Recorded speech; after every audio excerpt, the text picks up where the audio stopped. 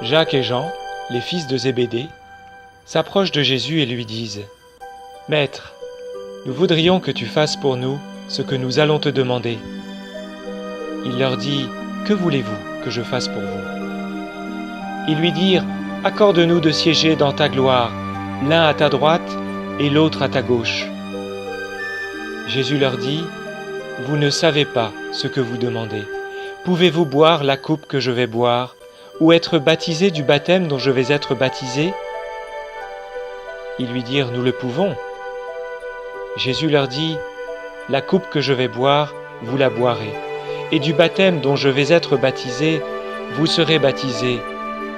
Quant à siéger à ma droite ou à ma gauche, il ne m'appartient pas de l'accorder, ce sera donné à ceux pour qui cela est préparé. »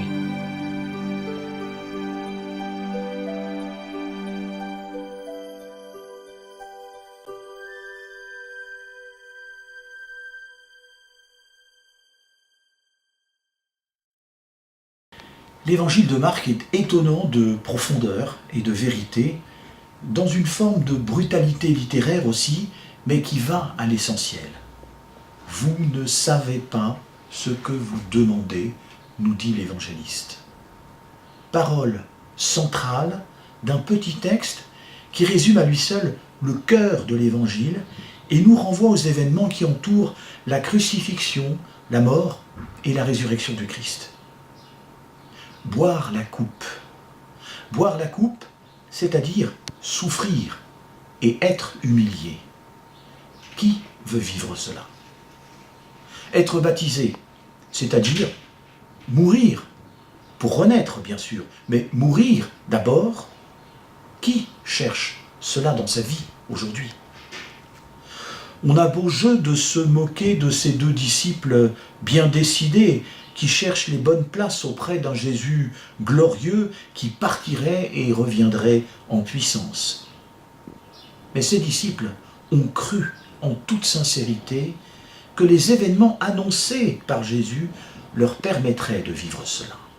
Ils sont sincères, ils ont foi en Jésus-Christ, mais ils n'ont pas totalement compris les implications de cette foi. Car il ne s'agit pas seulement, dans ce texte, d'une petite histoire de place d'honneur au royaume des cieux.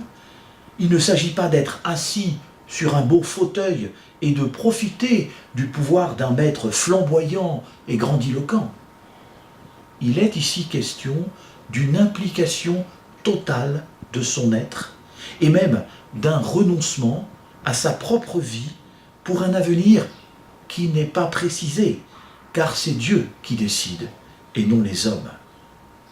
Rappelons que ceux qui se tiendront à la fin de l'Évangile, à la droite et à la gauche de Jésus, sont deux larrons, deux personnes jugées comme malfaiteurs.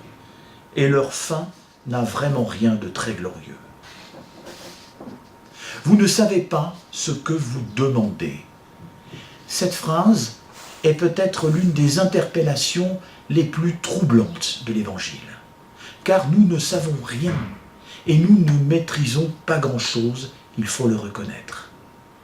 Boire la coupe et être baptisé entraîne vers un avenir incertain où les places d'honneur sont peut-être de simples tabourets ou des strapontins.